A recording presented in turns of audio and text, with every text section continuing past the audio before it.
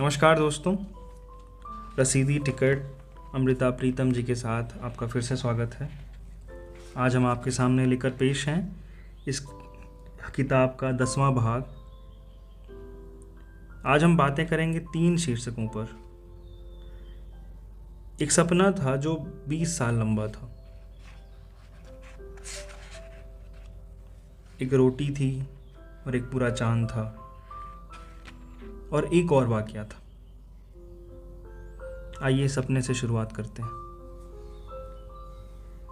एक और सपना था जिसने मेरी उठती जवानी को अपने धागों में लिपटा लिया।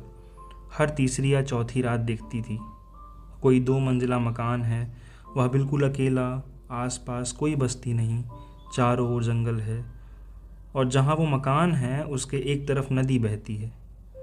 नदी की ओर उस मकान की दूसरी मंजिल की एक खिड़की खुलती है जहाँ कोई खड़ा खिड़की से बाहर जंगल के पेड़ों को, नदी को देख रहा है। मुझे सिर्फ उसकी पीठ दिखाई देती है और सिर्फ इतना कि गर्म चादर उसके कंधों पर लिपटी होती थी या कभी वह खिड़की के पास में लगी मेज़ पर रखी किसी कैनवास को पेंट कर रहा होता था।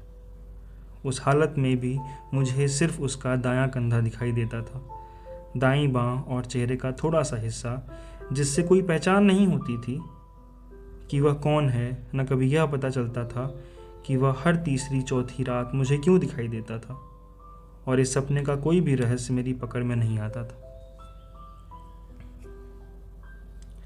साहिर के नाम जो आखिरी खत लिखा था वह किताबी सूरत में प्रकाशित होना था, जिसके लिए किसी चित्रकार की ज़रूरत थी। सोचती थी उसके कुछ हिस्से चित्रित हों। दिल्ली में उन दिनों सेठी चित्रकार का नाम सुनाई देता था। अदबी हलके में एक देवेंद्र था जो मुझे संजीदा लगता था। उसके साथ बात की, वह सेठी को जानता था, पर उसे सेठी ने कहा, बम्बई से आजकल एक चित्रकार आया हुआ है, शमा के दफ्तर में काम करता है, उसकी कला में जो बारीकी है वह मेरे दफ्तर के चित्रकारों के पास नहीं। और एक दिन देवेंद्र उस चित्रकार को ले आया आखिरी खत को चित्रित करने के लिए। आखिरी खत। किताब छपी पंजाबी में भी, हिंदी में भी, लेकिन ये दोनों ज़बानें खामोश की खामोश रह गईं कि वो साहिर तक नहीं पहुंच सकती थी जिसके लिए वो आखिरी खत लिखा था। शमा उर्दू का महीनेवार पत्रिका थी और उन दिनों शमा वालों ने एक और पत्रिका शुरू की, आईना। आईना में आखिरी खत प्रकाशित करवाया कि शायद उसकी नज़र से गुजर जाए। इसके बाद एक खामोशी थी और कुछ नहीं। ये बात बरसों के बाद पता चली साहिर की ज़बानी। मैंने जब आईना में आखिरी खत पढ़ा, दिल में आया अभी अब्बास के घर जाऊं, कृष्णचंद्र के घर जाऊं और दोस्तों के घर भी, और कहूं कि यह खत मेरे नाम लिखा हुआ है। लेकिन मैं चुप रह गया। लगा कि जब यह कहूँगा तो वह दोस्त कहेंगे, हाँ हाँ तेरे नाम लिखा हुआ है, चलो बेटा तुम्हें पागल खाने छोड़ आते हैं।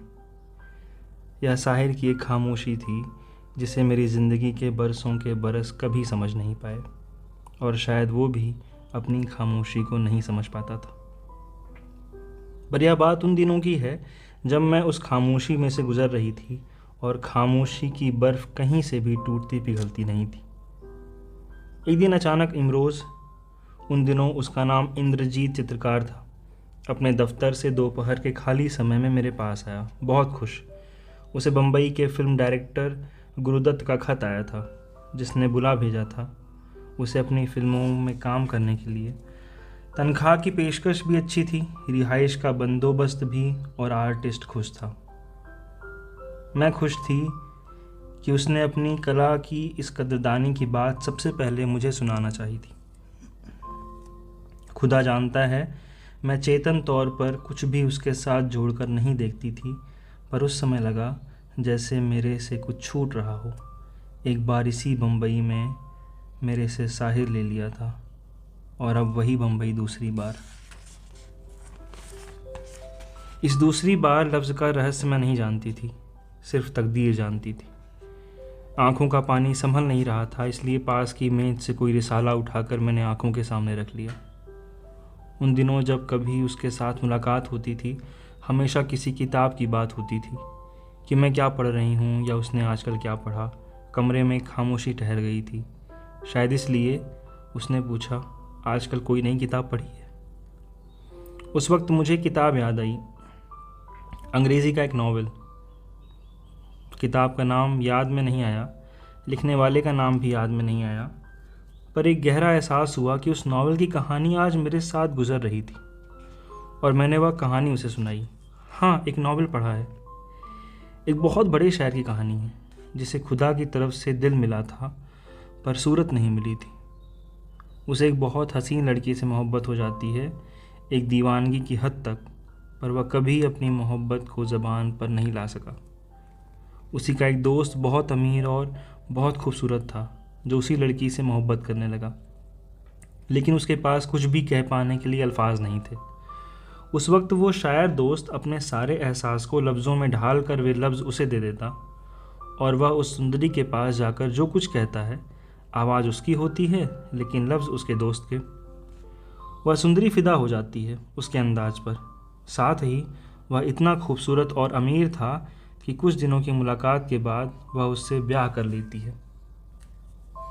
फिर इत्तेफाक होता है कि जंग शुरू हो जाती है और दोनों दोस्तों को महाज पर जाना पड़ता है। वहाँ से उस सुंदरी का खाविंद जो खत लिखता है, बड़े शायराना खत, वो सभी उसके दोस्त के लिखवाए हुए होते हैं।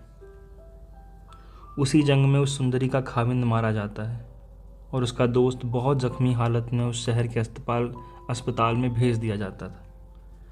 उस हसीना को जब पता चलता है तो अस्पताल में आती है उस दोस्त से अपने मर चुके खाविंद की बातें सुनने के लिए, और एक शाम वो सारे खत भी लाती है उसे दिखाने के लिए कि देखो वह कितना नफीस आदमी था।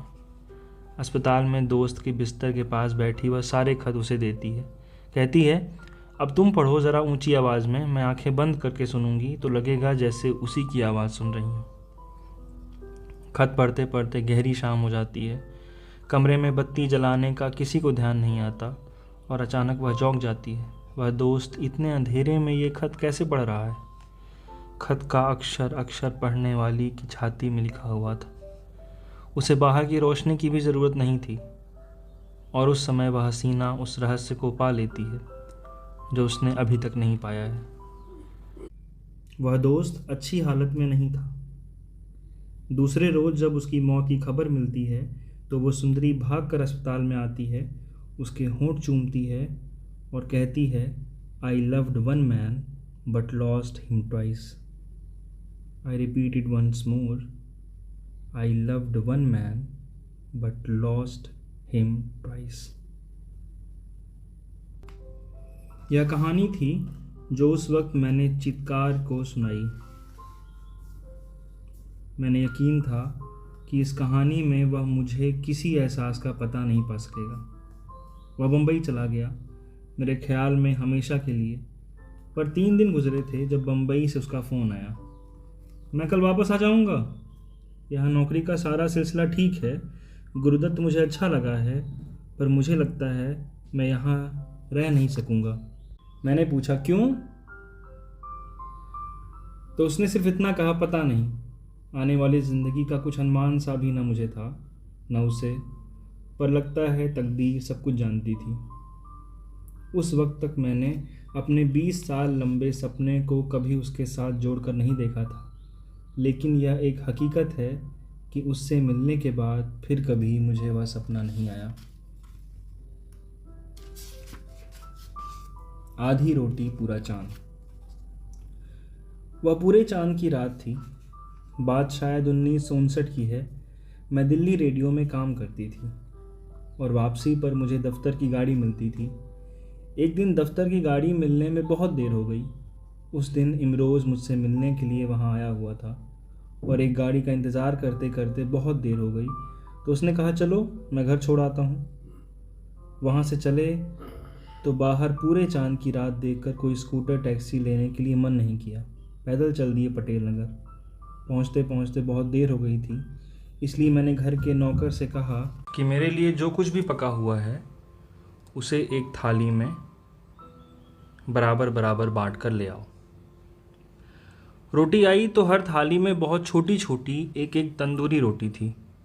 मुझे लगा एक रोटी में इमरोज़ का क्या होगा, इसलिए उसकी आंख बचाकर मैंने अपनी थाली की एक रोटी में से आधी रोटी उसकी थाली में रख दी।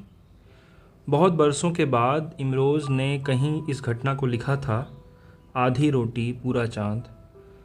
पर उस दिन तक हम दोनों को सपना सा भी नहीं था कि वक्त आएगा जब हम दोनों मिलकर जो रोटी कमाएंगे आधी आधी बांट लेंगे। एक वाकया। समुद्र में तूफान उठता है तो लहरें उसकी खबर देती हैं, लेकिन कई बार मन में उठते हुए तूफान को बाहर किसी को खबर नहीं मिलती। मैं 4 साल की थी जब माँ ने नज़दीक के रिश्ते से लगती मेरी बुआ के बेटे से मेरी सगाई कर दी थी। फिर माँ नहीं रही तो पिता ने मेरे ब्याह का फ़र्ज़ पूरा किया।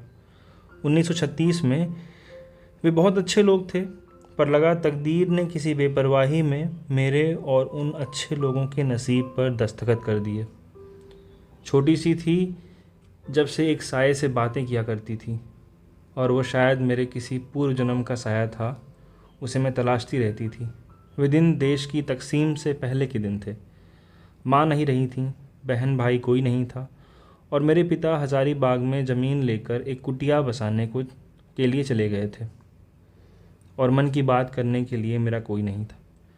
डॉक्टर लतीफ़ लाहौर के FC कॉलेज में पढ़ाते थे, मनोविज्ञान के माहिर कहे जाते थे, इसलिए मैं उनसे मिलती थी। उन्होंने बहुत वक्त दिया, कई दिन। उनके कई सवालों के जवाब में जो था वह कहती रहीं कि इस ब्याही ज़िंदगी में मुझे कोई तकलीफ़ नहीं, सिर्फ़ एक बात है कि मुझे अपना आप ज़िंदा नहीं लगता। एक दिन उन्होंने पूछा कि मैं किसी और से मोहब्बत करती हूँ। मैंने कहा नहीं। यह सच था। वह भी जानते थे कि और भी कि जहन में बसे हुए साए घर की छत नहीं बनते। इसलिए वह पूछने लगे, लेकिन घर छोड़कर जाओगी कहाँ? मैंने कहा प्रीतनगर चली जाऊंगी। गुरुबख्श सिंह जी बहुत बड़े साहित्यकार हैं, मैं साहित्यिक काम कर सकती हूँ। उस वक्त डॉक्टर लतीफ़ ने मेरा हाथ पकड़ लिया, पकड़ा नहीं, थाम लिया। कहने लगे, ऐसा नहीं करना। मैं गुरुबख्श सिंह को जाती तौर पर जानता हूँ। तुम्हारी सारी इंडिविजुअलिटी और क्रिएटिविटी ख़त्म हो जाएगी। कई ऐसी बातें होती हैं, खास नहीं लगती, लेकिन बरसों के बाद उनके अर्थ तकदीरी अर्थ हो जाते हैं। डॉक्टर लतीफ़ वाली मुलाकात का जिक्र मैंने कभी गुरुबख्श सिंह जी से नहीं किया था, लेकिन एक बार इतना ज़रूर कहा था कि एक वक्त आया था मैंने जब सब कुछ छोड़कर आपके पास प्रीतनगर रहने का सोचा था। उन्होंने प्यार से कहा, अगर आ जाती तो मैं अपने पत्र प्रीत लड़ी का संपादन दे देता। फिर कई बरस गुजर गए। जब मैं और इमरोज़ बम्बई रहते थे, वहाँ गुरुबख्श सिंह जी से मिलने आए। उस समय सारा समाज मुझसे रूठा हुआ था, इसलिए गुरुबख्श सिंह जी का आकर मेरा हाल पूछना मुझे बहुत अच्छा लगा। बम्बई वाला घर अभी ठीक सी हालत में नहीं था। चौके में अभी चकला तक नहीं था, और मैं थाली को औंधी करके बेलन से रोटी बेल रही थी। गुरुबख्श सिंह जी ने देखा, कहा कुछ नहीं, लेकिन बाद में किसी ने कहा, अगर यह कदम उठाना ही था तो कोई अमीर आदमी खोजती। उस घड़ी मैंने जाना कि डॉक्टर लतीफ़ ने मेरी कच्ची उम्र में मेरा हाथ पकड़कर जिस राह से रोका था, उसके अर्थ सचमुच तकदीरी अर्थ थे। मुझे जिस हालत में देखकर गुरुबख्श सिंह जी ने जो सोचा और कहा था, मैं उस हालत में लिख रही थी। हमने आज यह दुनिया बेच दी और एक दिन खरीद के लाए बात कुफ्र की है हमने। सपनों का एक थान बुना था, गज एक कपड़ा फाड़ लिया और उम्र की चोली सी है हमने। अंबर की एक फाँक सुराही, बादल का एक जाम उठाकर घूंट चांदनी पी है हमने आज यह दुनिया बेच दी। बहुत शुक्रिया आपका। भाग 10 हम यहीं समाप्त करते हैं। कल फिर लेकर आएंगे। बने रहिए। नमस्कार।